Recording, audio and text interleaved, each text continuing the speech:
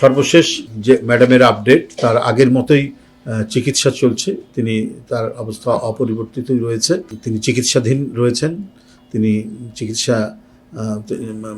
চিকিৎসা নিতে পারছেন।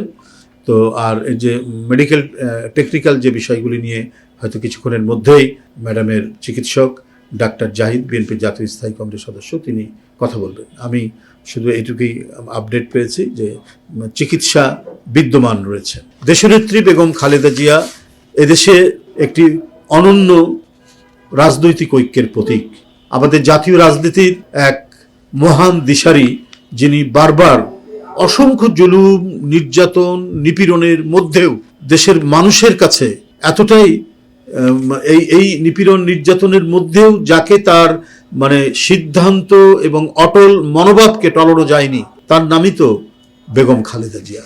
তাকে নানা চক্রান্ত, ষড়যন্ত্র এবং নির্যাতন করে হয়তো তাকে অসুস্থ করা হয়েছে, গুরুতর অসুস্থ করা হয়েছে, কিন্তু যতক্ষণ তার তিনি আমাদের সাথে কথা বলেছেন বা তিনি সুস্থ ছিলেন, ততক্ষণও তিনি এদেশের মানুষ এবং স্বাধীনতা, সার্বভৌমত্ব এবং গণতন্ত্রের প্রশ্নে তার যে দৃঢ় মনোবল, সেই মনোবলকে দুর্বল করা যায়নি। একমাত্র স্মার্ট সিটি বসুন্ধরা, আধুনিকতায় এক ধাপ এগিয়ে। তিনি গুরুতর অসুস্থ অবস্থায় এবার কি আর হাসপাতালে।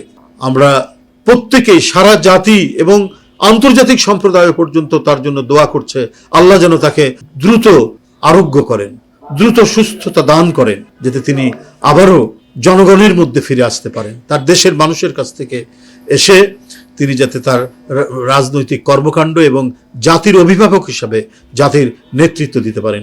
এটাই আজকে তৃণমূল থেকে সারা জাতির প্রত্যাশা, এবং আন্তর্জাতিক সম্প্রদায়ও উদ্বিগ্ন এবং উৎকণ্ঠার সাথে তার শুশ্রূষা এবং তার যে সুস্থতা সেটা কামনা করছেন, যাতে দ্রুতই তিনি সেরে ওঠেন। দেশনেত্রী বেগম খালেদা জিয়ার আশু সুস্থতা কামনায় আগামীকাল শুক্রবার প্রতিটি মসজিদে, দেশের প্রতিটি মসজিদে, মন্দিরে এবং অন্যান্য ধর্ম সম্প্রদায়ের উপাসনালয়ে তার আরোগ্য কামনায় অন্যান্য সম্প্রদায়, ধর্মীয় সম্প্রদায়, হিন্দু, বৌদ্ধ, খ্রিস্টান, তারা প্রার্থনা করবেন এবং বাংলাদেশের প্রতিটি মসজিদ, সেখানে তার আরোগ্য কামনায় আমরা দোয়া এবং মোনাজাত করব।